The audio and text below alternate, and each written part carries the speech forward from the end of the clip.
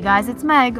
What's up? What's poppin'? Welcome to the podcast. Every February 2nd, a groundhog comes out of hibernation and predicts if spring is coming sooner. But how did this start? This podcast is actually coming out February 2nd, so today is Groundhog Day. So I thought it'd be really fun to learn some fun facts about why we let a little groundhog predict our weather. How did this start?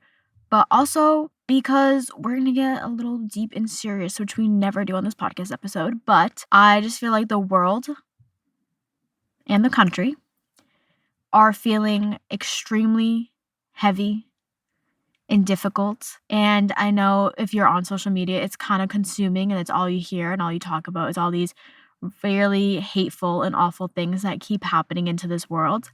So I thought, let's have a little moment where we can just decompress and breathe for my podcast episode's not that long. And then we get ourselves together.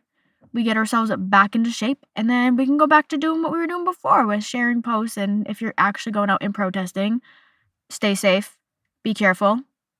And yeah, so take this moment to just breathe, relax, and learn some fun, pointless facts about Punxsutawney. This is going to be a long episode about that place. So the first source that I have is Groundhog.com, and it is, what is Groundhog Day? So it is saying in this article that in 1886, how many years ago was that? Editing, Meg, can you come in with that? Because we're in 2026, so I feel like that should be like an even number. Hey, what's up? It's Editing, Meg, and I know this was a simple math question, but I never said I was good at math. So it has been 140 years. Thank you for that. So in Punxsutawney, the phrase Groundhog Day first appeared in the local newspaper. Now, like every holiday and everything, this started as a Christian holiday. So there was a Christian holiday known as Candlemas Day, and it is what sparked this holiday, but its roots are older than that. So on February 2nd, Christians used to take their candles to the church to get them blessed because they thought this was bringing blessings to their home for the rest of winter. And there was actually an old English folk song that said, and I quote, "If Candlemas be fair and bright, come winter, have another flight. If Candlemas brings clouds and rain, go winter and come not again." That didn't rhyme. I thought it was saying go away. That would have been so much better. Anyways, so when this tradition or belief was introduced to Germany, they introduced an animal into the holiday, the tradition. So according to German lore, if the hedgehog saw his shadow on Candlemas Day, there would be a quote-unquote second winter or 6 more weeks of bad weather. So when German settlers came to America, they obviously brought like their own traditions and family things and holidays, and this was one of them. But since there was an absence of hedgehogs, they just used another animal, which happened to be the groundhog. So can you imagine? We could have had Hedgehog Day. Are you kidding me? Like Sonic the Hedgehog would have been so much more popular. But apparently hedgehogs aren't native to America, which is crazy to me. I know someone else out there was also curious about this, so I looked it up. Hedgehogs are native to Europe, Asia, Africa, and New Zealand. Groundhogs are native to North America and Canada. Is that all I took? Yeah, that's all I took from groundhog.com. Sorry, it was groundhog.com. And they actually had a lot of different tabs and pages. You could have like donated to their cause. It was very interesting. But source number 2 is history.com. It is Groundhog Day, history and facts. The reason why Groundhog Day is on February 2nd is because it falls between the midway point of winter solstice and spring equinox. So the first celebration, why do we have Groundhog Day? You want to know why? It is because of a local newspaper editor. His name was, can't read my own here, that's a C. Clymer Frias. It's Merfreas. This guy told his idea to a group of businessmen and groundhog hunters. Do you want to know what they were known as? The businessmen and groundhog hunters were known as the Punxsutawney Groundhog Club. And so these men used to go to Gobbler's Knot to hunt the groundhogs. So they were like, oh my gosh, this is the perfect place because we'll be able to find a groundhog in hibernation. Now today, groups of locals known as the Inner Circle perform this ritual. And they wear top hats and conduct the official proceedings in the Pennsylvania Dutch dialect. And then it was saying something about groundhog language they also speak in. I don't know if anybody's seen these on TV. When I was in school, they used to put it on and we would have to watch it. But there's literally these men dressed in all black and they read from a scroll and they're all like, hear ye, hear ye. It's like that. I swear the weirdest, this is Pennsylvania, but I swear the weirdest stuff happens. Is Pennsylvania considered New England? I don't think so. Are they? I don't feel like looking that up, but maybe editing might can come in with that. According to Google, New England is just Connecticut, Maine, Massachusetts, Rhode Island, and Vermont. But Pennsylvania is part of the 13 colonies, which I think is why I got confused. But yeah, I just think this half of the country, we have the weirdest things. In Massachusetts, people recreate so many of the colonial Bostonian people. Why are we like this? Tens of thousands of spectators attend events every year. Now you may be wondering, how accurate is this groundhog?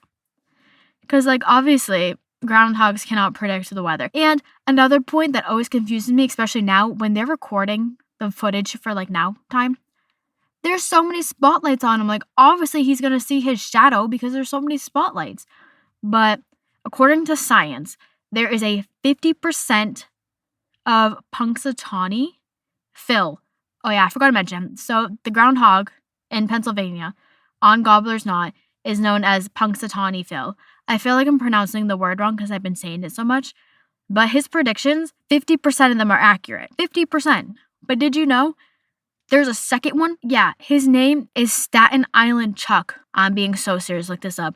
His name is Staten Island Chuck. And he actually has an 80% success rate. 80%. What is he doing over Phil? And also, why have I never heard of Chuck before? When did Chuck become a thing? I'm going to look this up right now because I only have a couple more facts and I'm only 8 minutes in. And I kind of want to yap. Do I want to edit a lot of nap? What? Sorry, I'm recording this after work, so I feel like my words are just mumbling. What's his name? Staten Island. It comes up. It's one of the top 5 searches. Oh my god, he's so cute. He's more formally known as Charles G. Hogg, and he's in the Staten Island Zoo in Staten Island, New York City. But how old is he? When did this become a thing? What happened to him? Did he die? Wait a minute. That's the thing. They just look at anyone and they're like, you're Phil. And it's never the same Phil. Because this one says here that Staten Island Chuck died 10 years ago in 2024. She was a girl? Oh, according to this person, the Staten Island Chuck is actually 85%. I'm confused. They're saying someone died because somebody dropped them by accident, but it wasn't connected. But I don't know. I digress. We're going back to the podcast. Where am I? Okay. For the past 30 years, Vermilion, Ohio, hope I'm pronouncing that right, uses the woolly bear caterpillar to predict their weather for spring and winter. Because according to them, if the bugs have more orange than black coloring in the autumn/fall season, the upcoming winter will be mild. But scientists say this isn't actually accurate because their coloring depends on the year previous and not the year that they are in. And then I have 3 random Groundhog Day facts to end this episode. Before I give you the facts, I realize I never told you what happens when Phil sees his shadow versus if he doesn't, which is crazy because that's the whole point of Groundhog Day. But if he doesn't see his shadow, it means an early spring. If he does see his shadow, it means 6 more weeks of winter. Number 1, woodchucks or groundhogs, same animal, belong to a group of large ground squirrels known as marmots. Yeah, they're squirrels. That's crazy. 2, they can grow up to 25 inches long and can live for 10 years in capacity. That's not the word. It says words are really hard right now. Captivity. So clearly, Staten Island Chuck, that's a tongue twister, and Punxsutawney Phil change every 10 years.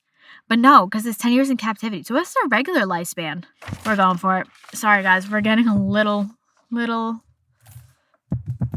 lifespan. We're getting distracted. Of a fly? No. Of a groundhog. It's on there. Someone else has already asked this question. I meant to write. So I learned a fun fact. If you do minus AI, it doesn't bring up the AI. But I forgot to do that. Okay, so they can, according to PBS, lifespan in the wild, groundhogs can live up to 6 years, with 2 or 3 being average. Oh my god, that's so sad. And in this captivity, they can live up to 14 instead. That's so sad. They only get 2 years on this planet. Aw. Anyways, my last fact, we don't keep skirting and learning random things about groundhogs. Legend says Punxsutawney Phil is more than 125 years old due to the magical punch he consumes in the summer, which we just proved wrong because they only live 2 to 3 years apparently, or up to 6 in the wild. There ain't no way he's 125 years old. But like always, we're gonna end the episode with an affirmation. We're going back to our Inspired by Frida by Call Pritam because I actually don't know what we used last week. I forgot. I'm actually recording this podcast pretty late. I usually have it recorded like beginning of the week, and I'm literally recording this on Friday and it needs to be out on Monday. So apologizing in advance, but let's cue some ASMR shuffling. That's never ASMR shuffling, but maybe one day it will be. I also feel like I'm low-key losing my voice today. I feel like I sound funny. But let's shuffle. What can Frida tell us about being strong and brave in this cruel-filled world lately? It's really hard to shuffle, and all the cards are sticking together. Should I just like break it in the middle and then pick a card from there? Come on. Some card has to fall. Oh, I just dropped half the deck. Can I leave one? Take 2. I know a card's gonna fall out. But that one was pretty. I feel like I should start taking pictures of the backside of the card from my Instagram too, so you guys can see like the beautiful artwork on it. It's not shuffling. Oh, that one's really pretty. And you know what? It popped up twice. We're gonna just pick the card on top because, yeah, I already did it. I looked at it. All right, we got our card. I was drawn to the artwork on this one, so cue the drum roll, please. Make a journal of your creative destiny, a very beautiful, intricate picture of your dreams. And that is our affirmation for the week. So, the next time February 2nd rolls around and you hear that it's Groundhog Day, or maybe it shows up on your calendar, just know we've had this tradition for a very long time. I weirdly don't think it's going anywhere. I think it's part of our traditions and histories across multiple places. And it's kind of fun. It's a little funny. And we're going to keep doing it. I think that's all I can say. Thank you for tuning into this week's episode of Hey Guys, It's Meg. Make sure to follow Hey Guys, It's Meg _podcast on Instagram for updates and good times. Come back next Monday at 9 a.m.